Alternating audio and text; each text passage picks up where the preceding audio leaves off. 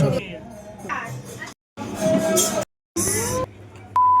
Hello guys, welcome to channel Abhi Chakraborty. তোমরা দেখছো short with অভি। তো অনেকদিন পর এরকম একটা কিছু নিয়ে আসছি, তার কারণ তোমরা জানো কি জানি না, কিন্তু থার্ড সেমিস্টারের রেজাল্ট বেরিয়ে গেছে আর সেটা পেয়ে আমরা সবাই খুবই খুশি। তাই বন্ধুরা মিলে প্ল্যান করেছি যে আমরা একটুখানি করব ছোটখাটো পিকনিক। ছোটখাটো পিকনিকে কি করব, সব মিলিয়ে মেয়েরা ডিসাইড করলো যে টক দই ফুচকা পার্টি। তো সেই জন্যই টক দই বানানোর যা যা উপকরণ লাগে সেই সব তৈরি করার জন্য সবাই মিলে আড্ডা দিতে দিতে, গড়াগড়ি খেতে খেতে, থালা বাসন মাজতে মাজতে, ব্লগ করতে করতে, খেতে খেতে, মানে যা যা হয় সবকিছু তৈরি করতে করতে এরা টক দই বানানো ফাইনালি শেষ করে। আর আমি তাই জন্য একটুখানি খেয়ে দেখলাম কেমন হয়েছে। এবার ফুচকা ভাজার সময় কি হয়, রান্নাঘরে একসাথে 3-4 জন থাকার পরেও সব ব্লগার গুলো গিয়ে মিট আপ স্টার্ট করে, অ্যান্ড দেন একটা দুর্ঘটনা ঘটে যায়। এরপর তো কি, পায়ের উপর গরম তেল পড়ে যায়। আর তারপর এরকম কষ্ট পেতে পেতে, মজা করতে করতে আমাদের দই ফুচকা রেডি হয়ে যায়। ফাইনাল প্রসেসিং চলছে এখানে হাতে করে। দেখতেই পাচ্ছ তোমরা সবাই কত ইয়াম্মি ইয়াম্মি, কত ফুচকা, দই ফুচকা।